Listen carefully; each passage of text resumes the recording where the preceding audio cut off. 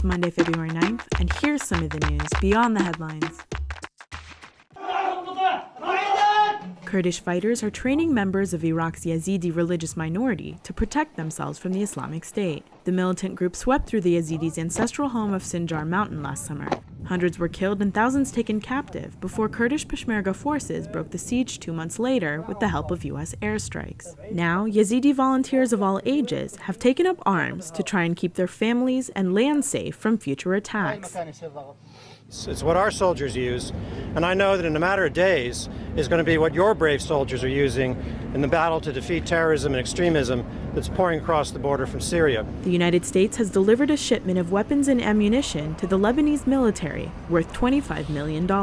Ambassador David Hale, Washington's envoy to Beirut, said the equipment will help the armed forces fortify the country's border from the ongoing threat of Islamic militants fighting in Syria's war right next door. The shipment included 70 artillery pieces, 26 million rounds of ammunition, Humvees, and other equipment. Lebanon is the fifth largest recipient of U.S. foreign military assistance.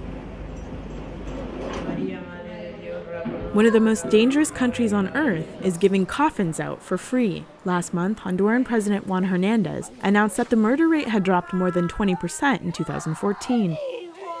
He attributed the success to the deployment of a special military police. But in cities like the capital Tegucigalpa and the world's murder capital, San Pedro Sula, the streets remain empty after dark. Local officials are running programs to help families with the costs of burying their loved ones, on the condition they live in a neighborhood that the government considers vulnerable and they provide a death certificate. We didn't have anywhere to go. I mean, we ran out of money, and one day we just found ourselves sleeping in the train station. Authorities in Washington, D.C. are struggling to keep an increasing number of homeless people off the streets in the middle of winter. The government is mandated by law to provide families with private rooms should the temperature drop below freezing. Last week, Mayor Muriel Bowser requested permission to put homeless families in recreation centers and other makeshift shelters because of a lack of hotel rooms. But under pressure from critics and activists, the city dropped the motion and said more space had been secured for the next 7 weeks. And it isn't a problem officials didn't see coming. In September, the government anticipated a 16% surge in the number of families in need of winter housing. Check out the VICE News YouTube channel for more original reporting and documentaries from around the world. Soy otra mamá de familia de un chico desaparecido que no está desaparecido. El gobierno lo tiene detenido.